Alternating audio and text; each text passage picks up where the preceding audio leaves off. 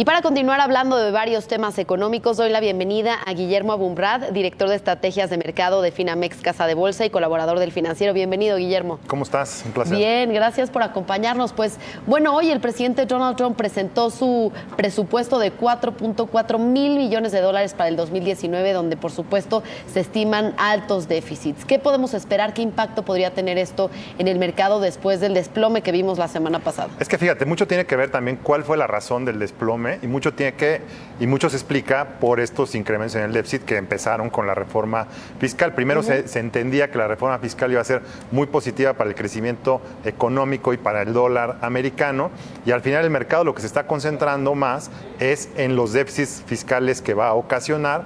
Eso va a hacer que Estados Unidos tenga que vender más bonos para financiarlo, va a tener que atraer más recursos a Estados Unidos. Entonces el dólar americano finalmente por eso se estaba depreciando y fue la sorpresa al mercado.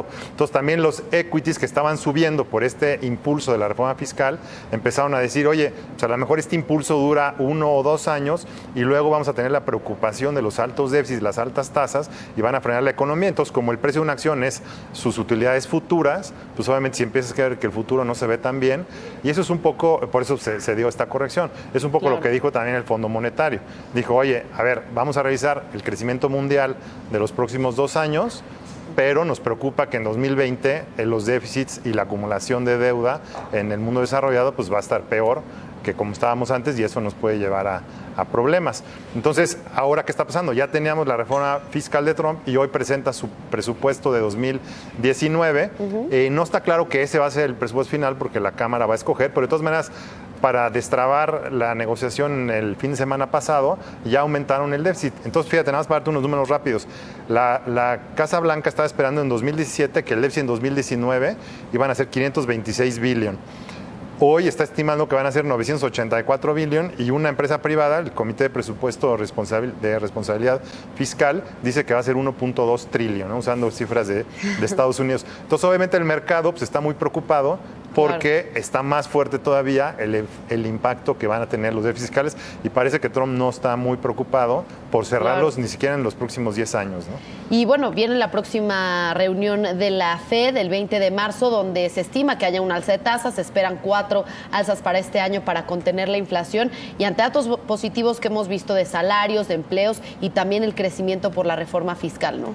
Sí, es que ahí está el tema, son las dos cosas. Entonces, lo que estás viendo es que las tasas de largo plazo en Estados Unidos, la de 10 años, que la pasaste hace rato, pues ya está en 2.86, en septiembre estaba en 2.04, es una alza monumental. Nada más para ponerte, en México en ese mismo plazo subió nada más 15 puntos base.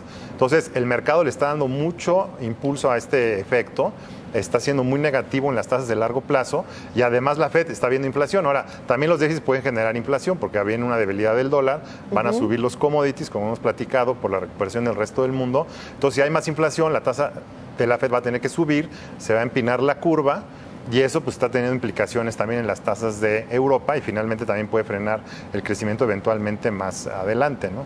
Y entonces esto está contribuyendo al empinamiento de la curva en Estados Unidos y contrasta con el de la curva en México de bonos, por ejemplo, y también de política monetaria de Banxico. Sí, es que aquí estamos totalmente al revés. Aquí la curva está totalmente plana. O sea, como diciendo, en Estados Unidos, por ejemplo, la tasa del 10 años está en 2.86 y la de 2 años está en 2.07. Entonces tiene 80 de diferencia. Aquí en México es 7.75 y 7.60, es 15 puntos base de diferencia. Nosotros pensamos que cuando baje la inflación en México, la de un día, por ejemplo, puede bajar a 6.75, entonces la de largo plazo está bien, porque tendrías un spread de 100 puntos base. A lo mejor la de Estados Unidos sube a 3.25 de aquí a fin de año. Pero lo que está muy alta es la tasa de corto plazo. La tasa de corto plazo de 2 años, no la de un día. ¿Y qué es lo que está pasando? Que después de la última decisión de Banco de México, como tuvo un comunicado hawkish, el mercado está anticipando que Banxico va a subir 2 veces más la tasa de aquí a fin de año, y a lo mejor nada más las va a bajar una, ¿no? Para terminar en 7.75. Entonces, nosotros no estamos de acuerdo con esa idea de que Banxico va a seguir subiendo las tasas, ¿no? Por varias razones. Uno, no necesariamente tenemos que seguir a la FED, porque cuando la inflación en México, o sea, los diferenciales de tasa entre México y Estados Unidos dependen de los diferenciales de inflación. Entonces, no hace muchos años, cuando en Estados Unidos la tasa era 0, en Estados Unidos era 3, o sea, 300 puntos base de diferencial. Nosotros ahorita tenemos un diferencial de 600, porque la tasa es 7,5 en México y en Estados Unidos 1,5. Entonces, ¿por qué es de 600? Porque los diferenciales de inflación entre México y Estados Unidos se han abierto mucho. Lo que estamos pensando que de aquí a fin de año, la inflación de México va a bajar, como ya empezó a bajar, y la de Estados Unidos va a subir. Entonces, si se cierra el diferencial de inflación, se puede cerrar el diferencial de tasas de interés.